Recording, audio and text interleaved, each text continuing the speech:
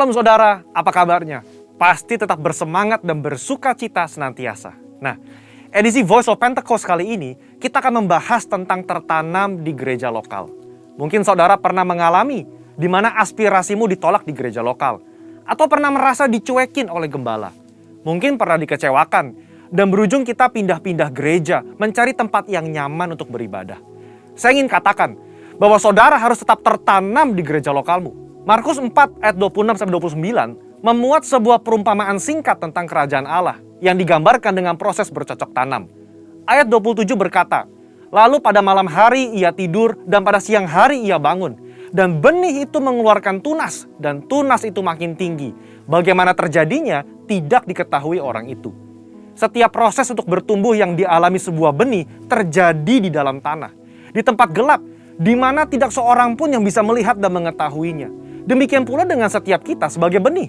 Ketika kita berkomitmen untuk tertanam di gereja lokal, kita akan mengalami berbagai proses yang mungkin tidak nyaman. Dan setiap proses tersebut tidak dapat dilihat oleh orang lain. Sayangnya, banyak orang yang menyerah ketika melewati proses krusial ini. Banyak yang tergoda untuk melihat rumput tetangga yang selalu terlihat lebih hijau dibandingkan rumput di rumah sendiri. Ingat, yang terlihat oleh mata kita hanyalah hasil akhirnya yang sudah tampak baik. Sementara yang tidak kita lihat adalah proses yang juga dialami oleh rumput tetangga ketika baru disemai dan masih di dalam tanah.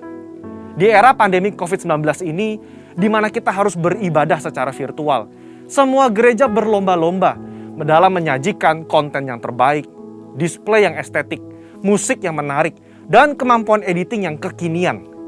Dalam sebuah survei yang dilakukan oleh Barna Research pada bulan Juli 2020, mengenai kehadiran jemaat lintas generasi dalam ibadah virtual di masa pandemi, 40% dari generasi baby boomer memutuskan untuk tetap tertanam di gereja lokal, 31% dari generasi X, dan hanya 30% dari generasi milenial yang tertanam di gereja. Padahal, benih yang terus-menerus dipindah media tanamnya akan membutuhkan waktu untuk beradaptasi di tanah yang baru. Dan tak jarang, benih itu akan mati dan tidak dapat berbuah lagi. Yohanes 15 ayat 2 menuliskan, "Setiap ranting padaku yang tidak berbuah dipotongnya, dan setiap ranting yang berbuah dibersihkannya, supaya ia lebih banyak berbuah." Tuhan menginginkan pertumbuhan dari sebuah benih dan agar benih tersebut dapat berbuah lebat kelak. Tentu saja, hal ini tidak dapat terjadi jika benih tersebut kerap dipindah-pindahkan. Jika kita tidak tertanam di gereja lokal, maka kita tidak dapat mengalami pertumbuhan yang sempurna. Bahkan tanpa kita sadari, kita bisa mengalami kematian rohani. Kita tidak dapat menikmati buah yang seharusnya dapat kita hasilkan apabila kita tertanam di gereja lokal. Lalu, apa hal-hal yang dapat terus mendorong kita untuk tetap tertanam di gereja lokal? Yang pertama, mengubah perspektif kita. Sekali lagi, ketika sebuah benih ditanam, ia diletakkan di dalam tanah yang gelap dan tak terlihat. Di situasi seperti inilah perspektif kita harus dirubah. Ditanam sebagai benih atau dikubur seperti jenazah. Faktanya, di dalam tanah itu mungkin ada rasa kesepian. Tidak dilihat orang. Seakan-akan tidak ada jalan keluar. Saudara, kita bukan sedang dikubur, melainkan kita sedang ditanam. Jika kita berpikir bahwa kita sudah dikubur, maka tidak ada lagi pertumbuhan yang dapat kita alami. Namun ketika kita mengubah perspektif bahwa keadaan yang saat ini kita alami di dalam tanah adalah karena kita sedang ditanam, maka kita akan terus bertumbuh hingga waktunya benih tersebut akan tampak di atas tanah dan menghasilkan buah. Saudara sedang ditanam dan bukan dikubur. Kedua, jalani proses. Proses adalah bagian terpenting dari perjalanan hidup setiap manusia, di mana manusia dibentuk lewat hal-hal yang sulit agar menjadi semakin baik dan semakin kuat di kemudian hari. Alkitab berulang-ulang menggambarkan hidup manusia bagaikan tanah liat di tangan tukang periuk. Sebelum menjadi bejana, maka tanah liat harus melalui proses diremukan, ditekan, bahkan dimasukkan ke dalam tungku untuk dibakar sebelum bejana tersebut jadi sempurna. Tidak ada seorang pun yang luput dari proses. Ingat, proses inilah yang menentukan seberapa kuat akar yang akan kita hasilkan untuk menyokong seluruh pertumbuhan kita nantinya. Oleh sebab itu, mengalami berbagai proses di gereja lokal adalah hal yang wajar agar kita sebagai benih dapat memiliki akar yang kuat. Dalam proses itulah Tuhan sedang membentuk karakter kita agar semakin serupa dengan Kristus. Yang ketiga, berhenti membanding-bandingkan. Kita tahu cerita tentang Lea yang selalu merasa tidak dicintai oleh suaminya Yakub. Karena Yakub lebih cinta kepada Rahel, istri keduanya. Pada saat itu, Lea melahirkan 3 anak laki-laki bagi Yakub, sementara Rahel mandul. Lea yang terus-menerus membandingkan cinta dari Yakub kepada Rahel merasa sedih, tertekan, kesepian, sampai ia mencurahkan perasaannya lewat arti nama yang diberikan ketiga anaknya. Kalau Lea terus-menerus membandingkan dirinya dengan Rahel, ia tidak dapat melihat berkat yang diberikan Allah kepadanya, yaitu anak-anak yang dikaruniai. Sama seperti kisah Lea, ketika kita sibuk membanding-bandingkan, kita tidak bisa melihat berkat yang telah Allah sediakan. Dalam konteks ini, ketika kita terus membanding-bandingkan gereja lokal kita, pemimpin kita, rekan sepelayanan kita dengan gereja orang lain, kita tidak dapat melihat berkat dan tujuan yang telah Allah tetapkan ketika ia menempatkan kita di gereja lokal kita saat ini. Keputusan yang paling tepat bagi sebuah benih adalah untuk tetap tertanam di mana ia ditempatkan. Sebagai benih yang ditanam di gereja lokal, mari ubah perspektif kita bahwa kita sedang ditanam dan bukan dikubur. Jalani proses dengan ucapan syukur dan berhenti membanding-bandingkan. Maka pada waktunya kita akan bertumbuh dan berbuah lebat, sehingga buah tersebut dapat kita nikmati dan juga dinikmati oleh orang lain. Untuk penjelasan lebih lengkapnya dari tim teologi kami, silakan buka link yang ada di atas atau scan QR Code yang tersedia. Salam integritas, Tuhan Yesus memberkati. Deklarasi iman, Mazmur 91, dalam lindungan Allah. Orang yang duduk dalam lindungan yang maha tinggi dan bermalam dalam naungan yang maha kuasa akan berkata kepada Tuhan, tempat perlindunganku dan kubu pertahananku, Allahku yang kupercayai. Sungguh dialah yang akan melepaskan engkau dari jerat penangkap burung, dari penyakit sampar yang busuk. Dengan kepaknya ia akan menudungi engkau, di bawah sayapnya engkau akan berlindung. Kesetiaannya ialah perisai dan pagar tembok. Engkau tak usah takut terhadap kedahsyatan malam, terhadap panah yang terbang di waktu siang, terhadap penyakit sampar yang berjalan di dalam gelap, terhadap penyakit menular yang mengamuk di waktu petang. Walau 1.000 orang rebah di sisimu dan 10.000 di sebelah kananmu, tetapi itu tidak akan menimpamu. Engkau hanya menontonnya dengan matamu sendiri dan melihat pembalasan terhadap orang-orang fasik. Sebab Tuhan ialah tempat perlindunganmu, yang maha tinggi telah kau buat tempat perteduhanmu. Malapetaka tidak akan menimpa kamu, dan tulah tidak akan mendekat kepada kemahmu. Sebab malaikat-malaikatnya akan diperintahkannya kepadamu untuk menjaga engkau di segala jalanmu. Mereka akan menatang engkau di atas tangannya, supaya kakimu jangan terantuk kepada batu. Singa dan ular tedung akan kau langkahi, engkau akan menginjak anak singa dan ular naga. Sungguh hatinya melekat kepadaku, maka aku akan meluputkannya. Aku akan membentenginya, sebab ia mengenal namaku. Bila ia berseru kepadaku, aku akan menjawab. Aku akan menyertai dia dalam kesesakan. Aku akan meluputkannya dan memuliakannya. Dengan panjang umur akan kukenyangkan dia, dan akan kuperlihatkan kepadanya keselamatan daripadaku. Amin. Yesus ajai, Dia berkuasa, ada mujizat sebab Yesus ajai. Yesus ajai, Dia berkuasa,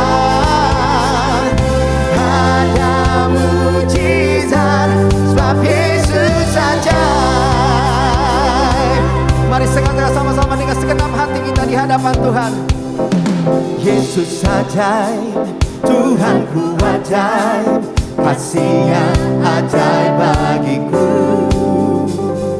Yesus ajaib, Tuhanku ajaib, rahmat-Nya kekal selamanya. Tak berubah kasih-Nya, setiap hari bertambah indahnya. Sampai bumi berlalu dan habislah ragaku, Yesusku ajaib bagiku. Sekali lagi sama-sama. Yesus ajaib, Tuhanku ajaib, kasih-Nya ajaib bagiku.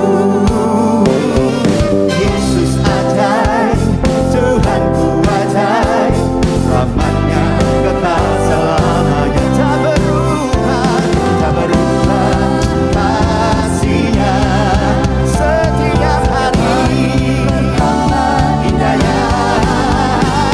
Sampai bumi berlalu dan habislah ragaku, Yesusku ajaib. Tak berubah kasih-Mu Tuhan, tak berubah kasih-Nya, oh Lord. Setiap hari bertambah indahnya. Sampai bumi berlalu dan habislah ragaku, Yesusku ajaib bagiku. Sama-sama katakan, Yesus ajaib, Dia berkuasa. Ada mujizat, sebab Yesus ajaib. Yesus ajaib, Dia berkuasa. Ada mujizat, sebab Yesus ajaib.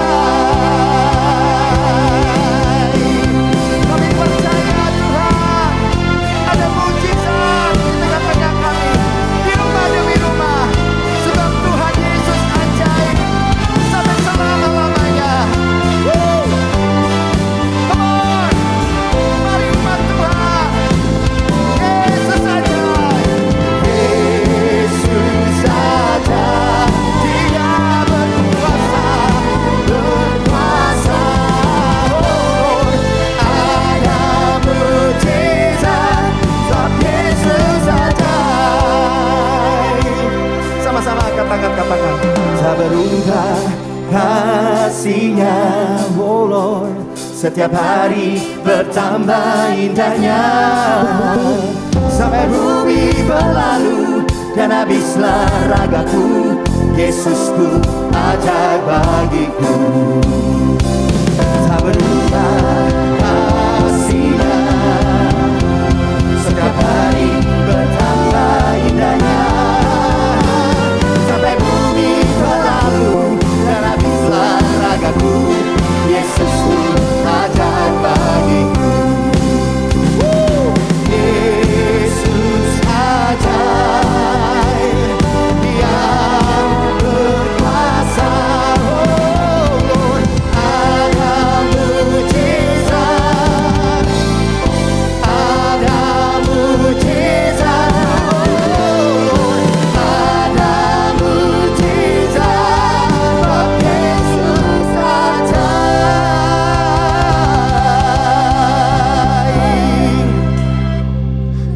Ada mujizat sebab Engkau ajaib Tuhan. Amin. Thank you Lord Jesus. Waktu kami terus hidup dalam anugerah-Mu, hidup dalam perkenanan-Mu, hidup erat dengan Tuhan, berjalan dalam anugerah kasih firman-Mu setiap hari. Kami tahu ada mukjizat dalam hidup kami. Kau tidak pernah lalai Tuhan. Tuhan, ini umat-Mu, setiap kami kekasih-kekasih-Mu Tuhan, bahwa kami dekat dengan Engkau. Thank you Lord Jesus. Ku bersujud di kaki-Mu, menikmati kehadiran-Mu. Kau berkata, Kau cintaku dengan kasih sempurna. Kau mengusap air mataku, Kau teduhkan gelora hatiku. Oh Yesusku, ku cinta Kau lebih dari semua. Mari mendekat dengan Tuhan sama-sama. Ku bersujud di kaki-Mu, menikmati kehadiran-Mu. Kau berkata, Kau cintaku dengan kasih sempurna. Kau mengusap, terima kasih Tuhan, air mataku. Thank you Lord. Kau teduhkan gelora hatiku. Oh Yesusku, ku cinta Kau lebih dari semua. Ku ingin lebih dekat, lebih dekat, masuk dalam hadirat-Mu dan menikmati indahnya tempat kediaman-Mu. Bawaku lebih dekat, lebih dekat dalam pelukan kasih-Mu. Tiada yang dapat memisahkan aku dari kasih-Mu. Mari mendekat dengan Tuhan. Dialah kekuatan kita satu-satunya. Sama-sama. Ku bersujud di kaki-Mu, menikmati kehadiran-Mu. Kau berkata, Kau cintaku dengan kasih sempurna. Kau mengusap air mata kami, mengusap air mataku. Kau teduhkan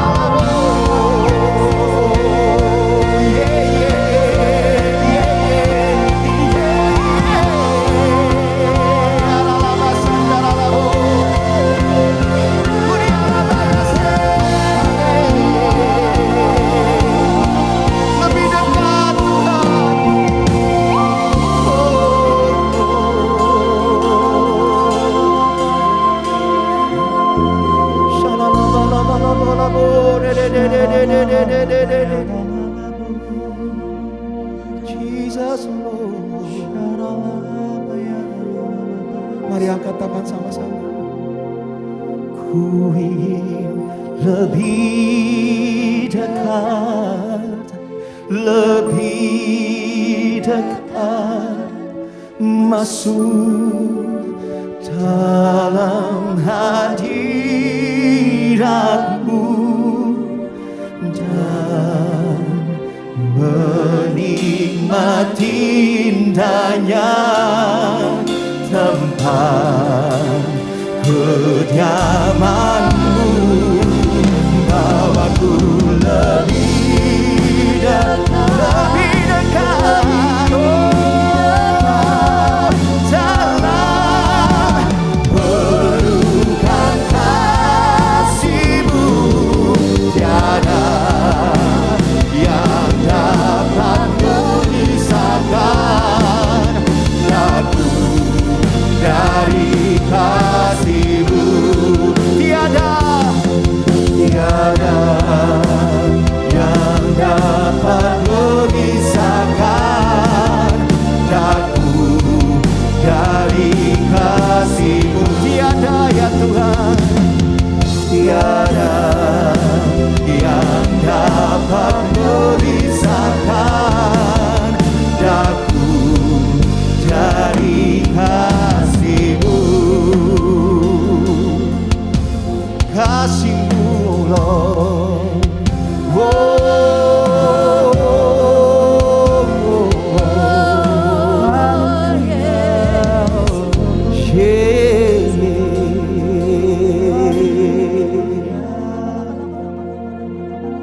I need you, Lord. I need you, Lord, right now. I need you, Lord. I need you, Lord, right now. I lift my hands, I draw my knee to worship at your throne. I need you, Lord. I need you, Lord, right now. Oh, Lord, yeah. I need you, Lord. I need you, Lord, right now. I need you, Lord. I need you, Lord, right now. I lift my hands, I draw my knees to worship at your throne. I need you, Lord. I need you, Lord, right now. Yes, Lord. I need you, Lord.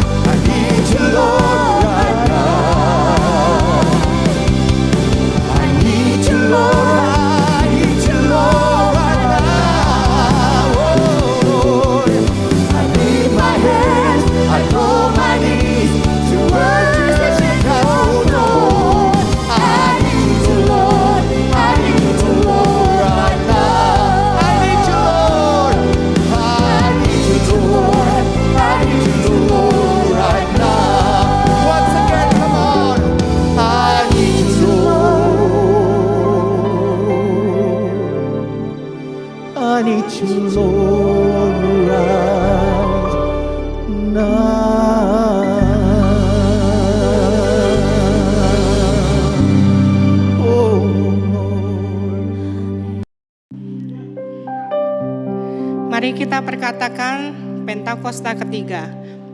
1. Pentakosta ketiga adalah pencurahan Roh Kudus yang dahsyat di zaman ini, melebihi yang terjadi di Azusa Street.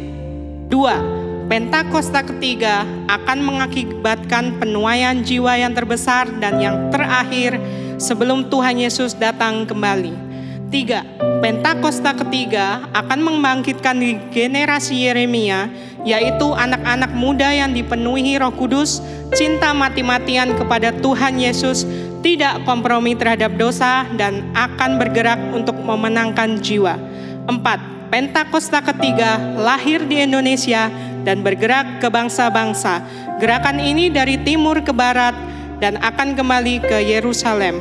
5. Pentakosta ketiga akan memberikan kuasa untuk menyelesaikan amanat agung, dan setelah itu Tuhan Yesus datang kembali. Shalom, apa kabar Bapak Ibu? Saya percaya semua diberkatin Tuhan tentunya. Haleluya. Dalam kondisi apapun tetap tersenyum, tetap kuat, tetap beriman dan berharap kepada Dia ya. Amin. Nah, hari ini saya akan berbicara mengenai satu topik dalam hal keluarga. Keluarga-keluarga di tengah-tengah situasi seperti ini, dan bahkan tanpa situasi seperti ini pun, kondisi seperti sekarang pun, keluarga banyak mengalami tantangan. Ya, ada banyak keluarga-keluarga yang mengalami ketegangan, stres, dan pada akhirnya berakhir dengan perceraian. Nggak heran.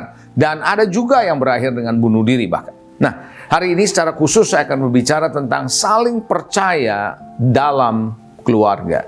Saling percaya dalam keluarga. Kenapa? Karena saya percaya saling percaya ini adalah kekuatan yang luar biasa yang akan merekatkan dan akan menguatkan hubungan suami, istri, dan anak-anak dengan orang tua dan orang tua dengan anak-anaknya.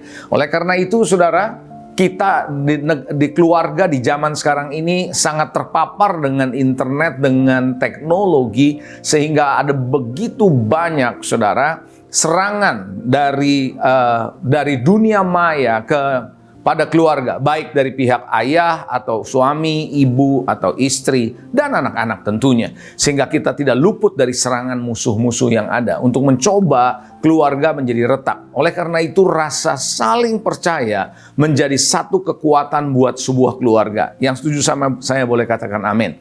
Nah, mari kita melihat ada satu ayat firman Tuhan bagaimana ketika Daud dengan Yonatan itu mereka berdua bisa saling percaya yang begitu luar biasa keduanya. Kita lihat dalam 1 Samuel 18 ayat 1 sampai dengan ayat yang ketiga. Saya akan bacakan. Saudara yang dikasihi, ketika Daud habis berbicara dengan Saul, berpadulah jiwa Yonatan. Perhatikan, berpadulah jiwa Yonatan. Bukan cuma secara fisik, tapi jiwa Yonatan dengan jiwanya Daud. Terjadi rajutan antara keduanya, Yonatan dengan Daud jiwanya. Dan Yonatan mengasihi dia atau mengasihi Daud seperti dirinya. Mengasihi seperti jiwanya sendiri. Jadi Bapak Ibu, Saudara, bagaimana keduanya saling mengasihi. Kuncinya bisa saling percaya adalah karena saling mengasihi dan jiwa ini terajut. Begitu. Pada hari itu Saul membawa dia dan tidak membiarkannya pulang ke rumah ayahnya. Ayat yang berikutnya, Yonatan mengikat perjanjian. Perhatikan, ikat janji, covenant dengan Daud. Karena ia mengasihi dia seperti dirinya sendiri. Jadi saudara yang dikasihi, kita belajar di sini bagaimana kedua pribadi ini saling mengasihi, mereka berpadu di dalam jiwa mereka. Bukan cuma sama taste-nya, bukan cuma sama minatnya, enggak. Lebih daripada itu, tetapi ada satu kesatuan jiwa. Nah, di dalam keluarga, seringkali suami, istri, atau anak bisa di dalam satu rumah, tapi nggak terhubung sebenarnya. Nggak ngomong, ataupun ngomong, tapi jiwanya tidak terhubung. Nah, oleh karena itu, saudara, ini penting sekali. Nah, saya katakan, saudara, saling percaya merupakan kekuatan. Kekuatan yang dapat mencegah berbagai kesalahpahaman dan kecurigaan. Saya ulangi, saudara, saling percaya itu merupakan kekuatan. Coba bilang sama saya kekuatan. Yes, kekuatan untuk apa? Bisa mencegah segala macam berbagai kesalahpahaman, kecurigaan yang seringkali menjadi celah terjadinya keretakan dalam rumah tangga. Saudara, rumah tangga bisa menjadi retak, bahkan menjadi hancur kalau tidak ada saling percaya. Justru saling percaya ini kekuatan, mungkin sebagai benteng gitu ya. Benteng yang bisa mencegah kesalahpahaman. keluarga bisa salah paham. Bahkan saudara jangankan ngomong keluarga ya, bahkan di antara kita di dalam pelayan-pelayan Tuhan pun, hamba-hamba Tuhan pun bisa salah paham. Begitu ya, bahkan curiga. Oleh karena itu Bapak Ibu, kita perlu sekali memperhatikan yang namanya saling percaya. Kehidupan modern, walaupun di masa-masa pandemi, ya justru di masa pandemi karena keluarga mungkin saudara nggak kerja, atau maksudnya work from home, maksud saya gitu, kerja tapi di rumah tiap hari dari waktu ke waktu, mungkin hampir 24 jam ketemu di keluarga, gesekan bisa terjadi. Tapi kalau saling percaya, dasarnya karena kasih, saya percaya justru itu menjadi sebuah keindahan bisa bersama-sama. Yang setuju katakan amin. Ya, nah saudara, saya mau ajak saudara untuk belajar. Kenapa sih bisa tidak ada saling percaya? Apa penyebabnya? Dari beberapa pengalaman saya selama ini, baik di keluarga saya pribadi, maupun ketika saya melayani sebagai gembala sidang, ketika berbicara dengan beberapa jemaat, ataupun dengan beberapa orang di luar gereja sana, saudara, di gereja-gereja yang lain maksud saya, pada umumnya, yang sering terjadi saya melihat penyebab dari ketidakpercayaan itu apa? Yang pertama adalah sering berbohong. Saudara, tahukah saudara, orang tidak mungkin percaya kalau suami sering berbohong. Atau istri sering berbohong, anak sering berbohong, orang tua sering berbohong. Nggak bakal bisa ada saling percaya. Nggak mungkin, saudara. Nah, saudara, satu kebohongan, kalau ditutupi dengan kebohongan yang kedua, maka yang kedua ditutupi kebohongan yang ketiga. Terus, maka kita akan terbiasa berbohong sampai kepada kebohongan 10, kita lupa dengan kebohongan yang pertama. Terbukalah kebohongan kita. Itu sebabnya lebih baik hidup jujur. Hidup transparan, berkata apa adanya, sehingga kita nggak perlu menyembunyikan dan mikir waktu itu saya ngomong apa. Nggak harus gitu, saudara. Amsal 14 ayat 25 firman Tuhan bilang apa? Saksi yang setia menyelamatkan hidup. Tetapi siapa yang menyembur-nyemburkan kebohongan adalah pengkhianat. Jadi seorang pengkhianat adalah seorang yang suka berbohong, suka memberitahu kebohong. Dia adalah pengkhianat. Amsal 14:25 katakan demikian. Amsal 29 ayat 12 ini bicara soal pemerintah, saudara. Bagaimana dikatakan begini, kalau pemerintah memperhatikan kebohongan atau hoax, banyak mendengarkan hoax, semua pegawainya menjadi fasik. Jadi kalau pemerintah itu lebih suka pada kebohongan, lebih memperhatikan kebohongan daripada kejujuran, pasti pegawainya fasik. Itulah sebabnya kenapa jangan membiasakan diri suka berbohong.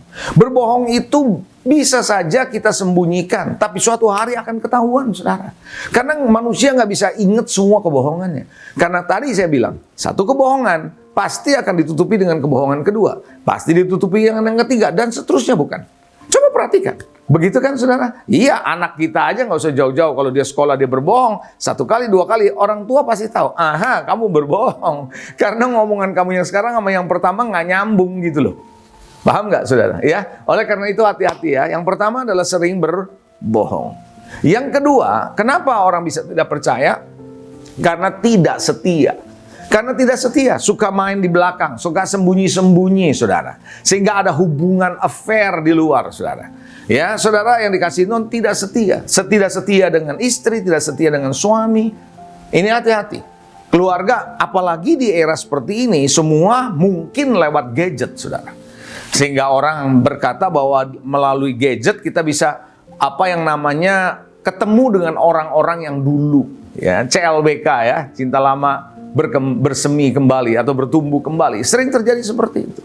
Nah, tanpa disadari itulah yang membuat orang bisa mulai melakukan hal yang tidak setia. Hati-hati. Amsal 19 ayat 22 firman Tuhan bilang apa? Sifat yang diinginkan pada seseorang ialah apa? Kesetiaannya. Jadi saudara, yang Tuhan tuntut atau sifat yang Tuhan mau adalah kesetiaan saudara, kesetiaan saya. Lebih baik orang miskin daripada seorang pembohong. Bukankah begitu, saudara? Emang kita mau bergaul dengan orang yang suka bohong? Emang kita mau punya pegawai yang suka bohong? Nggak mau lah, saudara. Betul nggak, saudara? Justru sifat pembohong yang tidak setia ini hati-hati, saudara. Oke? Sampai di sini jelas, saudara ya. Lalu di dalam Amsal 20 ayat 6 berkata, banyak orang menyebut diri baik hati. Banyak orang bilang saya baik hati, dia baik hati dan sebagainya. Tapi orang yang setia, siapa yang menemukannya?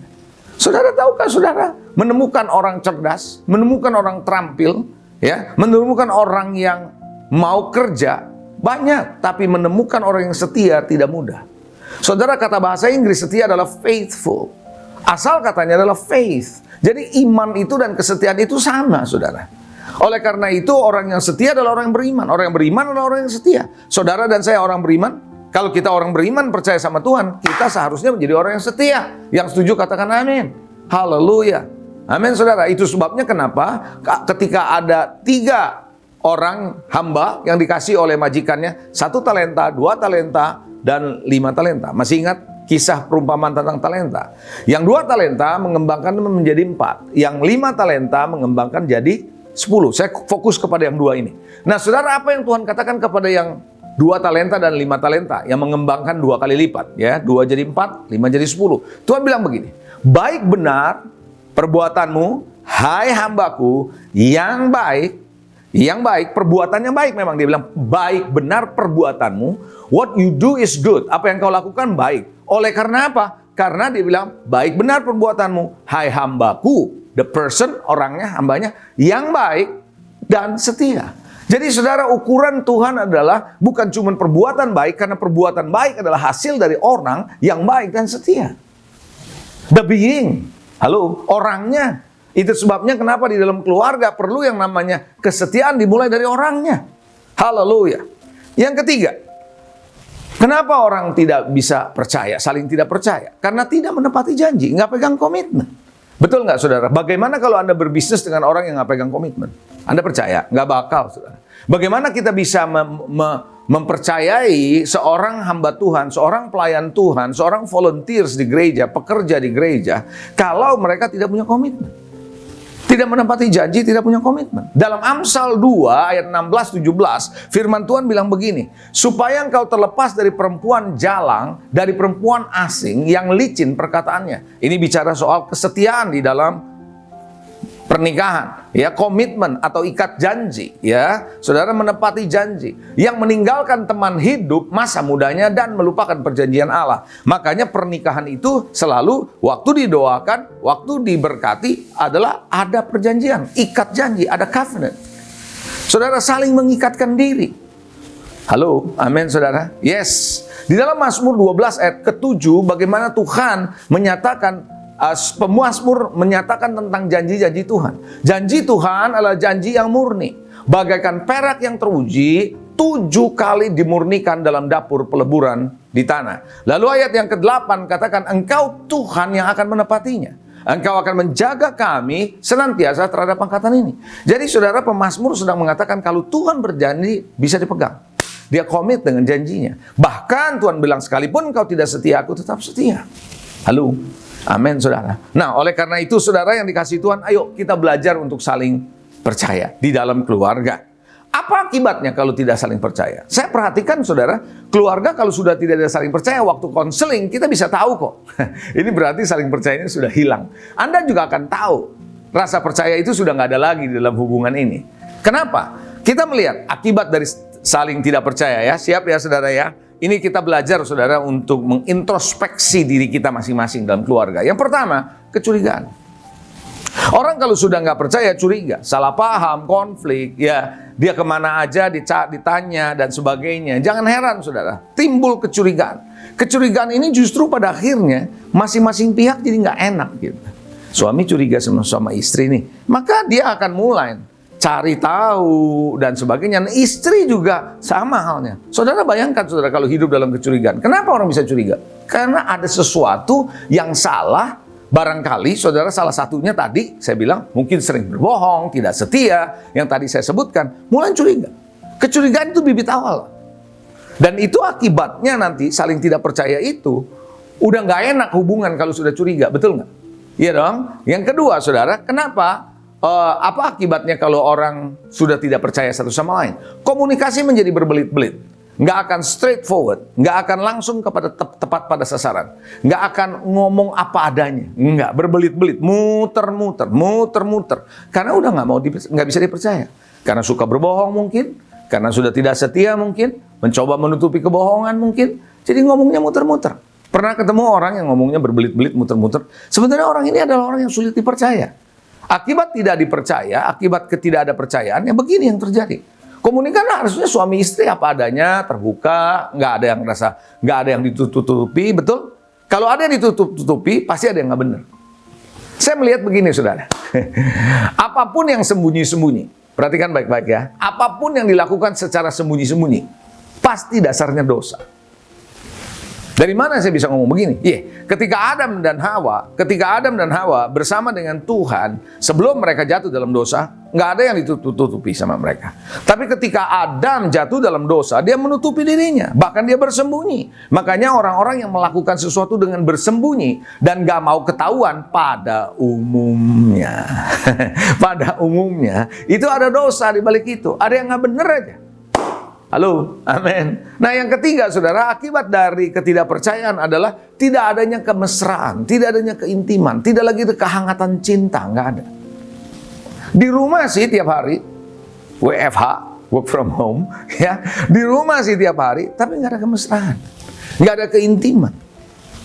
Serius, saudara, kalau udah begini, saudara, nggak ada keintiman, nggak ada kemesraan, kehidupan seksual juga menjadi masalah di dalam keluarga. Nah, ketika kehidupan seksual sudah menjadi masalah, jangan heran perselingkuhan akan terjadi. Bolak-balik seperti yang namanya lingkaran setan. Ketidaksetiaan, perselingkuhan, dan seterusnya seperti itu. Maka saya sering katakan bahwa perselingkuhan bukan penyebab hancurnya sebuah rumah tangga. Saya ulangi, perselingkuhan bukan penyebab hancurnya sebuah rumah tangga. Tapi perselingkuhan adalah akibat dari persoalan dalam keluarga yang tidak pernah diselesaikan. Nah, itulah sebabnya kenapa, saudara yang dikasihi, mari kita belajar, saudara, untuk percaya. Karena suami istri udah nggak ada keintiman, nggak ada kemesraan. Istri hanya melakukan tugas, masak, menyediakan ini itu, hanya lewatin hari. Ya, saudara tahu, saudara, saya pernah ketemu ada seorang pasang suami istri, saudara, yang usianya lebih tua dari saya. Mau bercerai loh. Mau bercerai, yes. Kok bisa?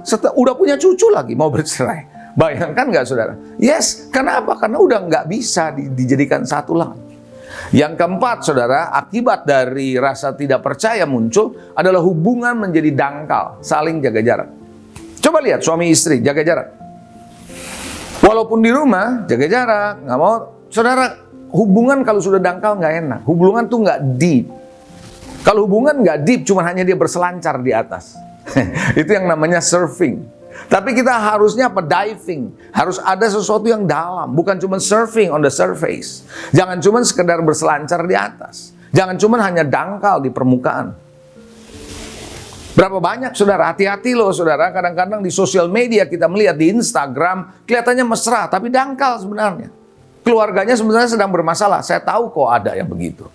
Keluarganya bermasalah, tapi kalau di Instagram luar biasa. Be careful. Kita tidak boleh, saudara, bermain-main dengan cara menunjukkan bahwa kita oke, sebenarnya tidak oke.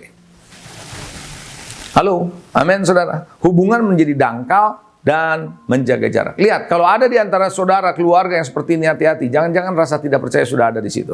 Yang kelima, saudara, akan ada perasaan dikhianati.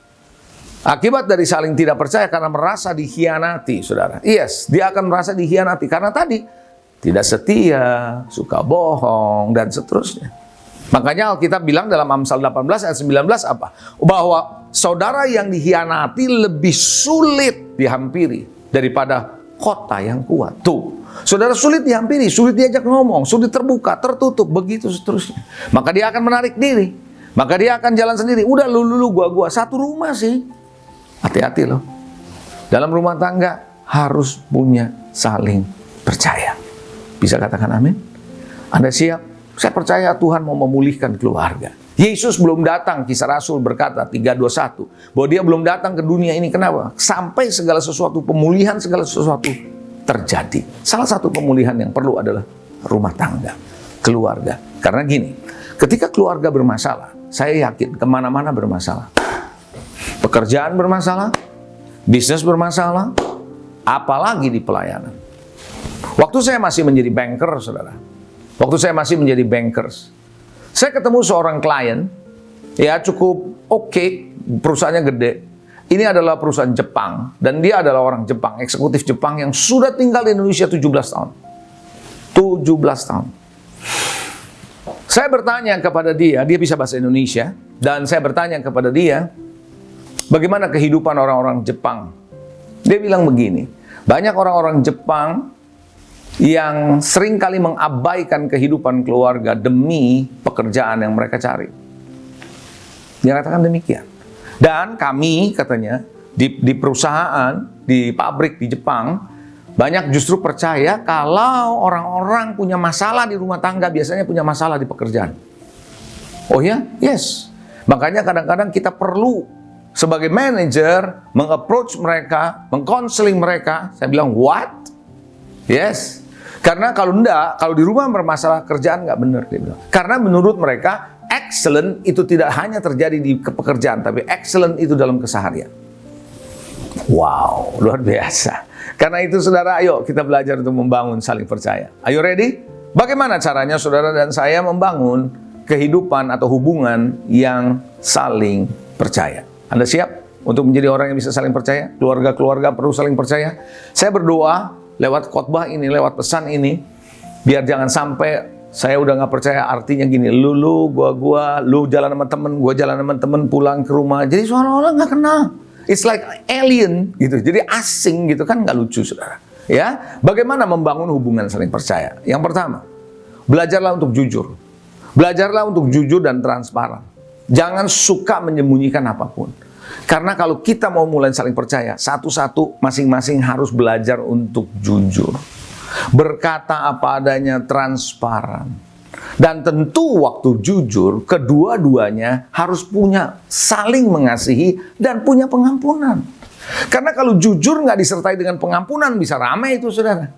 Kejujuran saudara, suami, kejujuran istri harus disertai dengan belas kasihan dan pengampunan plus pertobatan. Saya ulangi, jujur, transparan, penting, yes. Tapi kalau nggak disertai dengan pertobatan, itu menyakitkan. Misal si suami melakukan yang salah, perselingkuhan misalnya, jujur, ngaku, bertobat. Nah, itu baru bisa yang namanya saling percaya dibangun. Sebaliknya si istri yang mendengar pengalaman dari si suami seperti ini harus berbuka hati, mengasihi, dan mengampuni. Karena saya percaya nggak ada masalah yang nggak bisa diselesaikan. Keluarga punya masalah yang besar sekalipun tidak akan pernah yang namanya nggak bisa diselesaikan. Pasti bisa diselesaikan kalau ada pengampunan yang lebih besar daripada masalahnya. Amin, saudara. Jadi saya ulangi, saudara, jujur, transparan. Jadi kalau suami mau jujur karena dia bersalah, atau istri yang mau jujur karena bersalah, harus ditindaklanjuti dengan pertobatan dari pihak yang mengaku kesalahannya. Sebaliknya, yang mendengar pengakuan ini harus membuka hati, punya kasih dan pengampunan. Serius, saudara, kalau kita nggak bisa mengampuni, dia mau jujur sampai kapanpun nggak akan pernah pulih hubungan itu. Jangan berkata, saya nggak bisa mengampuni. Kalau kita nggak bisa mengampuni, pikirkan baik-baik bagaimana Tuhan mengampuni kita. Saudara tahu Tuhan mengampuni kita sementara kita masih berdosa. Lihat yang namanya Paulus dengan nafsu untuk membunuh orang-orang percaya yang di dalam Alkitab disebut jalan Tuhan. Orang-orang Kristen yang mau percaya itu dia mau membunuh. Nafsu mau membunuh, jahat loh. Tapi Tuhan bertemu sama dia dan dia bertobat. Kasih itu melampaui segalanya. Itu yang membuat orang yang berdosa, yang berzina, yang jahat bisa bertobat karena kasih Tuhan. Saya percaya keluarga butuh kasih. Yang setuju katakan, butuh pengampunan dan butuh pertobatan. Katakan amin. Jadi yang pertama apa? Jujur, transparan. Yang kedua, simple yang kedua ini. Jangan lagi suka memberikan sinyal-sinyal bahasa tubuh yang bisa menimbulkan kecurigaan. Saya ulangi, jangan sampai suami atau istri menimbulkan sinyal-sinyal bahasa tubuh yang bisa menimbulkan kecurigaan. Maksudnya apa? Begini, ketika suami istri lagi ngobrol, tiba-tiba si suami dapat telepon, jangan terus diangkat, pindah dari istrinya, terus ngomongnya pelan-pelan di balik pintu. Itu kan menimbulkan kecurigaan. Betul nggak? Atau sebaliknya si istri juga sama. Yang ngomong-ngomong aja, kalau mau ngomong-ngomong gitu. Kalau ditanya dari siapa, ya jelasin, saudara. Halo, amin. Tapi yang sering terjadi kan nggak begitu. Diangkat pelan-pelan ngomongnya, itu bikin masalah, saudara. Be careful, saudara. Kalau mau membangun kehidupan yang saling percaya, jangan sampai ada sinyal bahasa tubuh yang mencurigakan. Begitu. Ya, saudara melihat browsing di HP, ya, atau di gadget yang lain, tiba-tiba istri datang atau suami datang langsung ganti. Nah, itu kan menimbulkan kecurigaan. Betul nggak? Iya, itulah sebabnya kenapa saudara bahasa tubuh yang bisa menimbulkan kecurigaan jangan dilakukan lagi. Katakan amin. Yes. Yang ketiga, saudara, bereskan masalah hati. Setiap orang punya sampah di hatinya masing-masing. Karena kehidupan sehari-hari, karena mungkin dibawa dari keluarga, dibawa waktu masih kecil, ini mesti diberesin. Sampah masa lalu maksud saya. Jangan dibiarkan, saudara. Kenapa? Karena sampah masa lalu ini kalau dibiarkan, itu akan berbau busuk dan akan membuat kehidupan rumah tangga jadi hancur. Karena masa lalu. Jangan heran, suami bisa berkata kepada istri, dasar kamu cerewet kayak mama kamu. Istri bisa tersinggung, istri juga bilang kamu ini sama kayak papa kamu, dan sebagainya. Dan ini bisa menimbulkan hati jadi pahit, saudara. Belum lagi ditambah masa lalu punya masalah. Nah, siapa yang bisa membereskan hati ini? Nggak ada yang lain, hanya Tuhan. Oleh karena itu, pasangan suami istri yang punya masalah hati harus kembali ke Tuhan. Makanya Tuhan berkata, sia-sialah orang yang membangun rumah kalau bukan Tuhan yang membangunnya. Itu sebabnya suami istri harus datang ke Tuhan. Saya berdoa, saudara, saya mendorong suami istri. Kalau dengar khotbah, ya berdua. Kalau berdoa, upayakan terus ada mesbah keluarga. Saya aja bersama dengan istri, dengan anak, sampai hari ini masih ada doa mesbah keluarga. Halo, amin, saudara. Itulah sebabnya kenapa, saudara, istri tidak membangun hubungannya dengan Tuhan. Suami yang rajin ke gereja, masalah kok. Atau sebaliknya, suami nggak pernah mau ke gereja, sedangkan istri yang lebih rajin dalam ibadah, pasti bermasalah. Dua-duanya harus mau menyadari bahwa keluarga ini penting.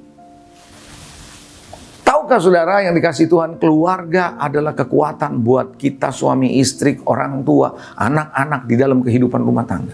Makanya disebut keluarga, kalau broken home, maka anak-anaknya hancur di luar sana. Saya melihat, saudara, kenapa ada terjadi krisis identitas di anak-anak muda? Bahkan orang dewasa sekarang, banyak yang krisis identitas. Dia nggak tahu dia laki atau perempuan. Bahkan ada yang bilang, saya ini sebenarnya perempuan terjebak di dalam tubuh laki-laki. Atau sebaliknya, saya ini laki-laki terjebak di tubuh perempuan. Kenapa bisa ada statement kayak begitu? Saudara tahu, ketika itu ditarik mundur, ditarik lagi penyebabnya, itu keluarga problemnya. Problem di keluarga sehingga identitas dirinya tidak jelas. Tanpa disadari dia tanya, siapa saya? Kenapa saya begini? Gitu. Halo, maka itu ayah, ibu, suami, istri perlu sekali untuk membereskan hati. Belajar untuk mengakui, belajar untuk berdoa bersama. Bukannya saling menyimpan, lalu saling marah. No. Percayalah kalau kita datang dengan segenap hati, kerendahan hati, terbuka hati kita kepada Tuhan, Tuhan akan hadir di sana. 2-3 orang berkumpul, aku hadir. Hari ini saudara yang dikasihi, 3 hal yang saya mau ajak saudara bagaimana membangun hubungan untuk bisa saling percaya. Jujur, transparan. Dengan catatan, yang jujur, yang ngomong harus bertobat. Amen. Sedangkan yang mendengar pengakuan harus bisa mengampuni. Terima dengan kasih, belajar mengasihi. Lalu yang kedua, jangan biarkan sinyal bahasa tubuh yang mencurigakan. Membuat akhirnya saling tidak percaya. No, jangan lakukan itu. Dan yang ketiga, bereskan masalah hati. Yang keempat, terakhir, bertumbuhlah dalam kasih bersama-sama di dalam Tuhan. Bertumbuh dalam kasih, artinya apa? Dua-duanya harus melayani Tuhan. Dua-duanya harus baca firman. Dua-duanya harus cinta Tuhan. Saya bersyukur saya punya istri yang dari kuliah sama-sama kita melayani Tuhan sampai sekarang. Jadi segala sesuatu kita lihat dari sisi kebenaran firman Tuhan. Persoalan anak kita lihat dari firman Tuhan. Persoalan kita berdua ketika ada masalah kita lihat dari firman Tuhan. Ketika ada masalah dalam gereja kita lihat dari firman Tuhan. Sehingga firman Tuhan menjadi standar, bukan pikiran kita, bukan pengalaman orang tua kita dulu. Banyak suami membangun kehidupan rumah tangga dari pengalaman dengan keluarganya yang dulu bersama ayah ibunya. Sementara ayah ibunya tidak membangun keluarga di atas dasar kebenaran firman Tuhan. Sama istrinya juga sama. Nah, dua-duanya eksperimen dalam pernikahan. Istri eksperimen, suami eksperimen. Yang saya maksud eksperimen apa? Eksperimen membangun dengan cara yang meraba-raba nih, nggak tahu. Tapi sekarang kita sudah dalam Tuhan, bangun semua back to the Bible. Apa kata Alkitab? Makanya saudara dalam pernikahan ya, pemberkatan nikah sering pendeta mengasih hadiah dari gereja adalah Alkitab kan. Ya, kenapa? Supaya apa? Supaya mereka melihat segala sesuatu dalam terang firman Tuhan. Amin. Karena firman Tuhan berisi prinsip-prinsip. Prinsip kehidupan pribadi, prinsip keluarga, prinsip keuangan, prinsip dalam membangun hubungan, prinsip dalam bekerja, dan seterusnya. So hari ini, mari belajar saling percaya dalam rumah tangga atau dalam keluarga kita. Dan saya berdoa, kiranya Anda bisa membangun rumah tangga yang makin kokoh di dalam Tuhan. God bless you. Mari kita berdoa. Tuhan, terima kasih hari ini Tuhan Engkau kembali mengingatkan betapa pentingnya kami hidup dalam saling percaya satu sama lain. Sehingga lewat ini kami mengerti betul bahwa kami adalah anak-anak-Mu, keluarga-keluarga yang Kau pilih untuk dibangun, dan anak-anak kami menceritakan kepada angkatan selanjutnya untuk bisa melihat kemuliaan Tuhan turun-temurun dari generasi ke generasi. Terpuji nama-Mu Bapa. Dalam nama Yesus kami berdoa. Biarlah Tuhan Kau sempurnakan apa yang hamba-Mu sampaikan ini. In Jesus' name. Dalam nama Yesus yang percaya katakan, amin. God bless you. Mari semua angkat tanganmu di hadapan Tuhan.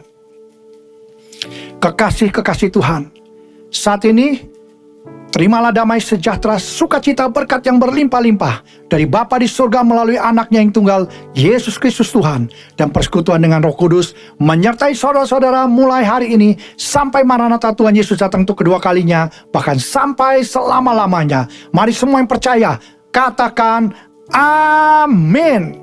Tuhan Yesus memberkati saudara-saudara sekalian.